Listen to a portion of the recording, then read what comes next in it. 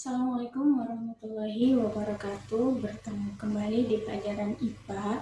Pada kesempatan ini, Ibu akan melanjutkan membahas tentang materi dan perubahannya. Pada pertemuan sebelumnya, kita sudah membahas tentang pengertian materi, sifat materi, dan perubahan materi.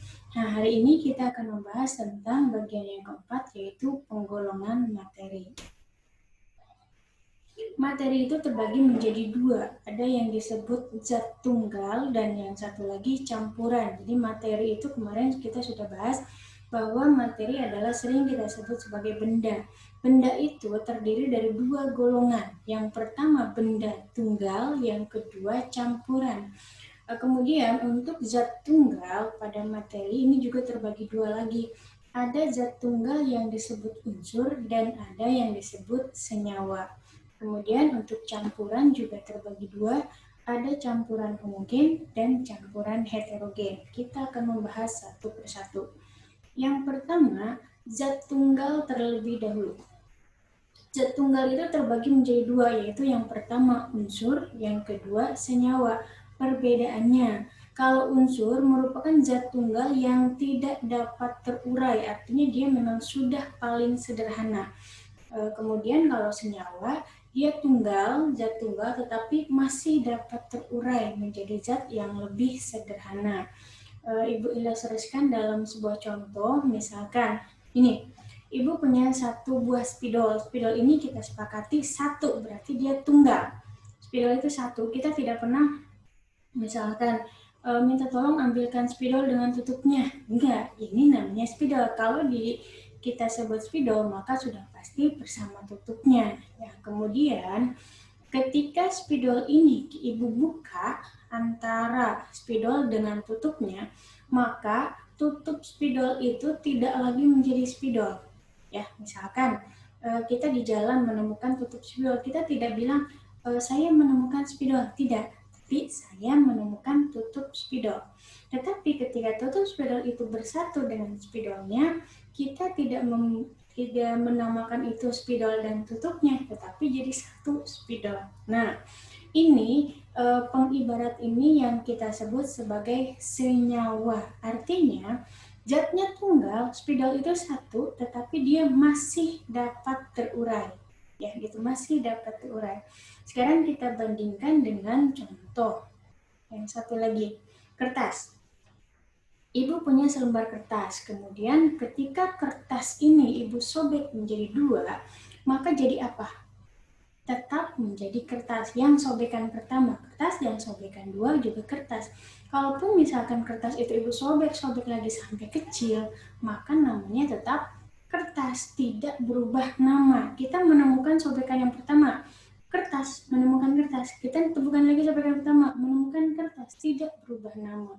Nah, ini yang diibaratkan sebagai unsur. Jadi, unsur itu satu, tetapi dia tidak dapat lagi terurai menjadi zat yang lebih sederhana. Kalau senyawa, satu, tetapi masih dapat terurai menjadi zat yang lebih sederhana. Kemudian, dalam kimia, unsur dengan senyawa itu ada cirinya. Kita gampang membedakan, oh bahwa ini adalah unsur, ini adalah senyawa, yaitu kalau unsur itu dilambangkan dengan satu huruf kapital. Huruf kapital sering kita sebut sebagai huruf besar. Contoh di sini, besi. Besi itu lambangnya Fe. Lihat, dilambangkan dengan dua huruf F dan E, tetapi huruf kapitalnya satu, F saja. Maka besi dengan lambang unsur Fe disebutnya unsur. Kemudian contoh lagi, emas. Emas itu Au lambangnya. Huruf kapitalnya berapa? Satu, maka emas disebutnya unsur. Ada lagi, oksigen dilambangkan dengan satu huruf kapital, sudah pasti oksigen adalah unsur. Perbedaannya dengan senyawa, kalau senyawa berarti huruf kapitalnya lebih dari satu. Ya, contoh di sini air. Ketika kita ditanya apakah air itu unsur atau senyawa, maka air itu senyawa. Kenapa? Rumus kimia air H2O, H-nya kapital, O-nya kapital. Ada lebih dari satu huruf kapital di sini, maka air disebutnya sebagai senyawa. Contoh lagi, Garam dapur itu rumus kimianya NaCl, natrium klorida.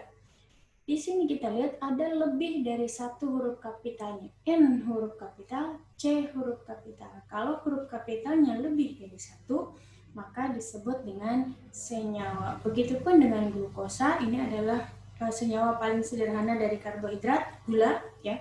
C6H12O6, huruf kapitalnya lebih dari satu. Kemudian besi berkarat pun sama, huruf kapitalnya lebih dari satu. Unsur dan senyawa dalam kimia gampang untuk dibedakan. Kemudian, ini penggambaran benda-bendanya. Jadi, unsur itu adalah, walaupun di sini ada berbagai macam jenis unsur yang berbeda, ini adalah Na, huruf kapitalnya 1, maka ini disebut unsur Na. Unsur Cu, unsur Se, dan Na, Cu, dan Se ini sama sekali tidak saling berikatan. Itu cirinya unsur.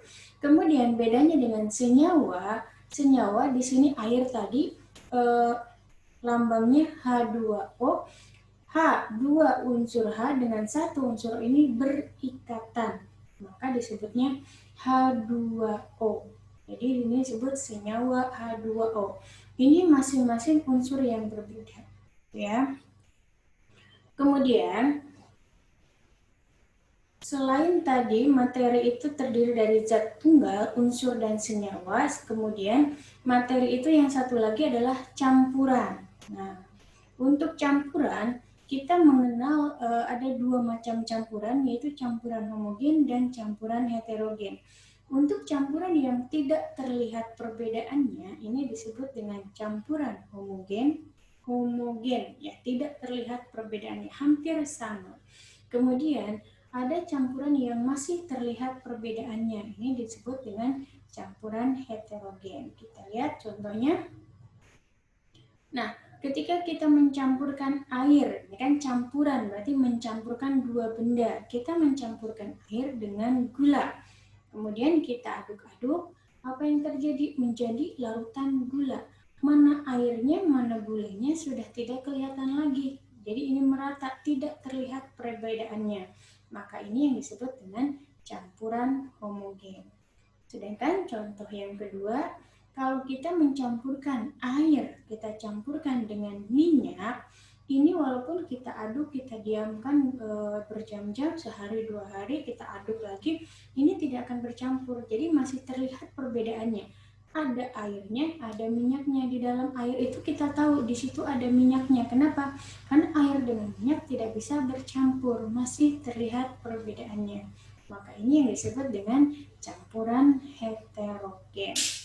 Untuk penggolongan materi sudah cukup sampai di sini. Kita ketemu lagi minggu depan. Assalamualaikum warahmatullahi wabarakatuh.